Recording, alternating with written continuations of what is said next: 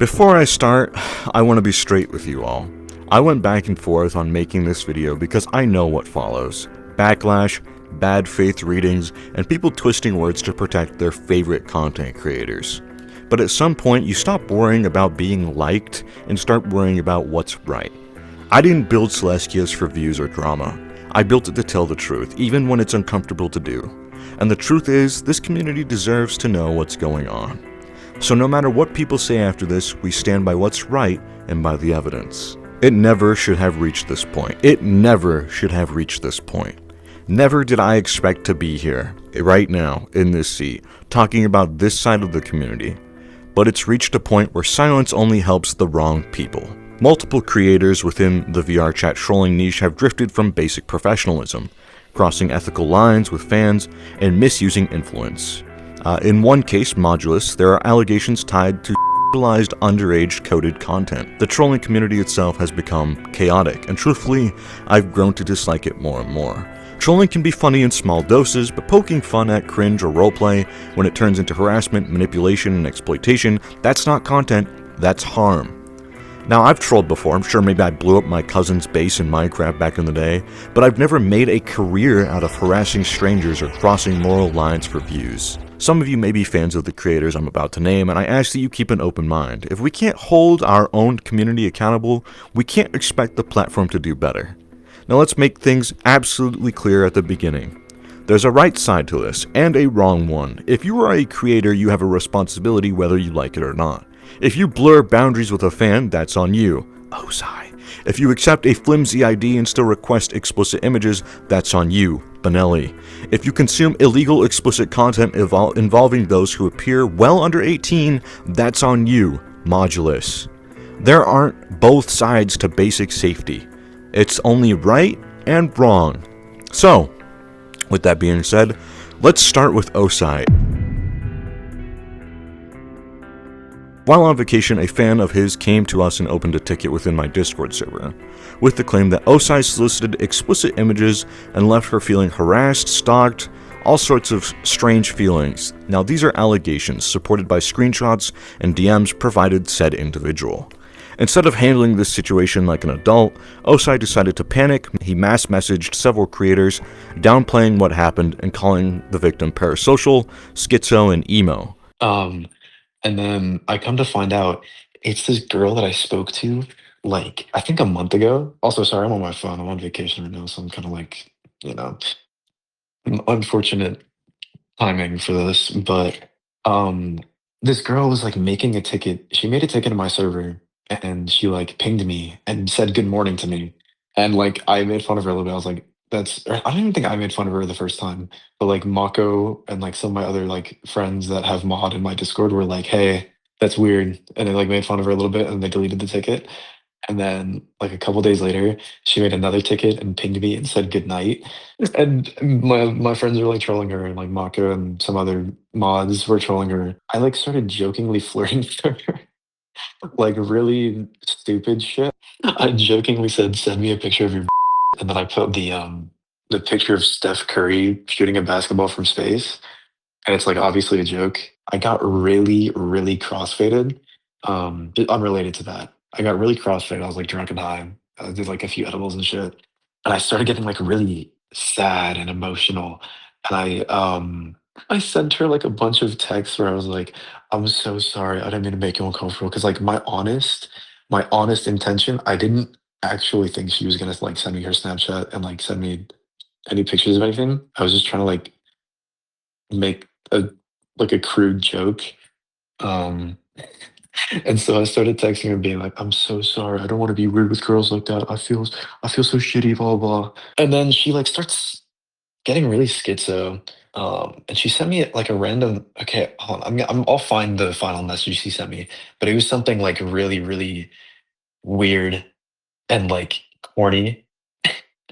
I don't know. It was like really emo. But here's the issue. If Osai truly believed this girl was parasocial and unstable, like he told me over call, then why continue talking to this girl? Why make the first contact in DMs? Why accept her friend request?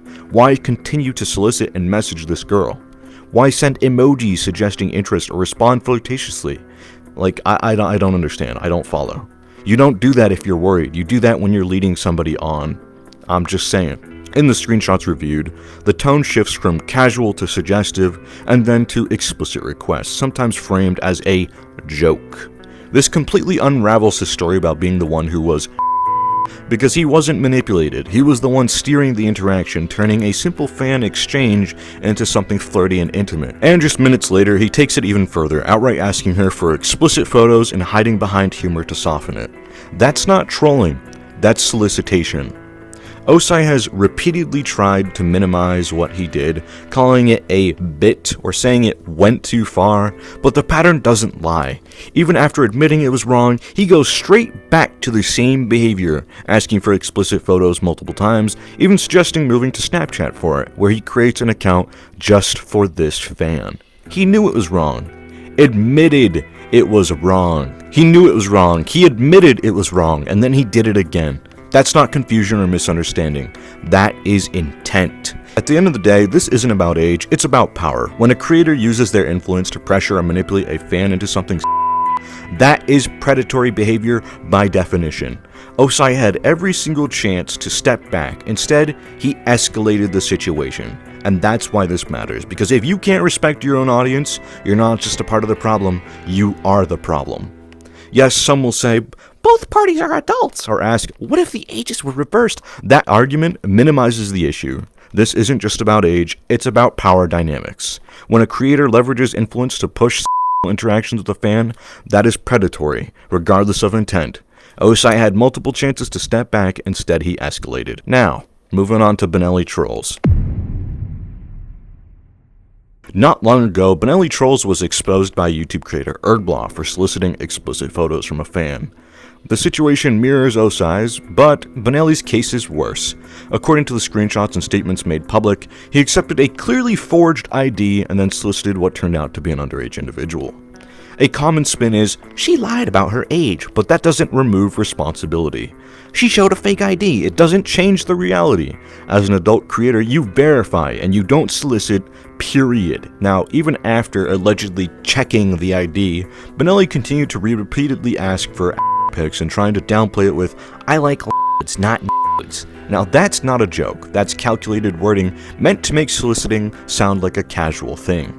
He even admits to having a girlfriend while asking this fan for pictures, so not only was this unprofessional, but also shows that it wasn't an accident, it was a pattern. Now, he backtracks, he claims that this girl that he was interested in talking to simultaneously was not his girlfriend, but still had extreme interest in him, and he had interest in her. But he would go back and forth between two different girls at the same time. And when he's finally told the truth that the person is underage, his first reaction is, you know that's jail time for you, right? That claim is entirely wrong. In most places, the law puts the responsibility on the adult to verify the age. The other party isn't the one facing criminal liability for lying. The consequences fall onto the adult who solicits or engages, trying to shift the blame as cowardly, period. What makes this worse is that Benelli's first instinct wasn't reflection or remorse. It was anger that his DMs were being shared. He wasn't worried about the victim, he was worried about his image. And let's not ignore the hypocrisy in this community. When Erdblaw posted about Benelli, another creator, Cloud's Trolls, publicly defended him. When the Osai situation surfaced, Clouds later sided with me in a community post talking about Osai. After that, the Trolls' friend group pushed back together. Clouds deleted prior posts and has since been publicly critical of creators in my niche for calling out his carelessness in pred-catching videos. Clouds didn't react well to the criticism I give him, and straight away goes on to say this. Like who? Erdblaw and Sileskios? None of these guys went to fucking predator catching university. Like what are these people talking about? They're all just grown men in their bedrooms doing shit they have no idea how to do properly. I mean, we do it better than you. At least we actually expose people, like the IRL identity, and also emphasize how serious it actually is. He's shown selective morality, defending friends in one case, condemning strangers in another. Accountability has to be consistent, or it isn't accountability at all. Now, for the big one. Now let's talk about Modulus. British. I sound really similar to this one YouTuber. Before we go any further, I want to make something clear. Modulus is British Zhao, the same individual who originally reached out to me through Rackrave asking for help with a case. That's not speculation, it's something Modulus themselves confirmed. From there, we connected the rest of the dots. British Zhao was confirmed to be British VA through Reddit activity, and British VA was directly linked to Tundras through their casting call profile. These aren't theories, they are verified connections that establish a clear and documented trail. Another VR chat troll creator here on YouTube, formerly known under the aliases of British Zhao, Tundras, and British VA. Now this one's been a long time coming. Modulus has actively deleted and hidden multiple old accounts, Fur Affinity, Ink Bunny, Reddit, all scrubbed entirely clean using deletion tools like redact.dev. Now what the archives provide is this. Under those old aliases, Modulus engaged with explicit cub style furry material when they were younger, but that's not really the issue. The problem is that these interests continued when they became an adult. Archived posts and profiles show continued interactions with sex, underage animals, furries, all sorts of things like that. Even years later, well into her 20s, Modulus' own statements confirm their fascination with hypnosis, control, non-consensual themes, and they post about these things all openly online, even as of recently to 2 to 1 year ago. He also told me that hypnosis isn't real when it literally takes one Google search to find out it is real, and there's scientific papers backing it up, and you can prove it's real. Is hypnosis real? No, not at all.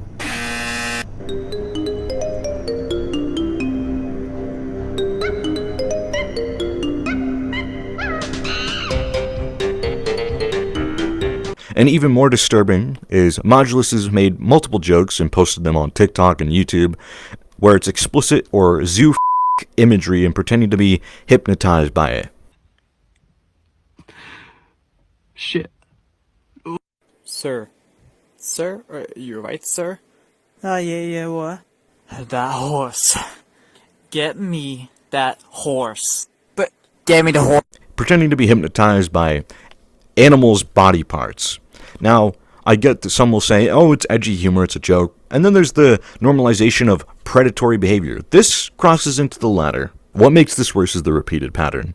Delete, deny, deflect. Then acknowledge or address this behavior. Modulus wiped their history, rebranded and acted as if it never happened, continuing to ban creators, ignore them, and push them off until it reached this point. And now, as their platform grows, their past is resurfacing. That's not drama, that's accountability finally catching up to you. I've spent weeks verifying, compiling, and documenting all of this to the best of my ability, using available information. And this isn't about views, it's not about drama, it's about accountability, truth, and standards. Creators can't keep hiding behind, it was a joke, or we're both adults, or they lied as shields. Once you cross that line of soliciting a fan, consuming explicit content involving underage individuals, or using your platform to manipulate others, you've chosen to be a part of the problem. You can delete your posts, you can spin it, but receipts exist. If nobody else will hold these people accountable, then we will. Because influence comes with responsibility. If you abuse it, you don't deserve the platform you're given. Now, before you go, there's a list of support resources in the description for anyone dealing with online manipulation or coercion. Please use them, spread them for awareness, but don't contact or harass anyone discussed in this document or video. Please join our Discord and use the proper ticket system.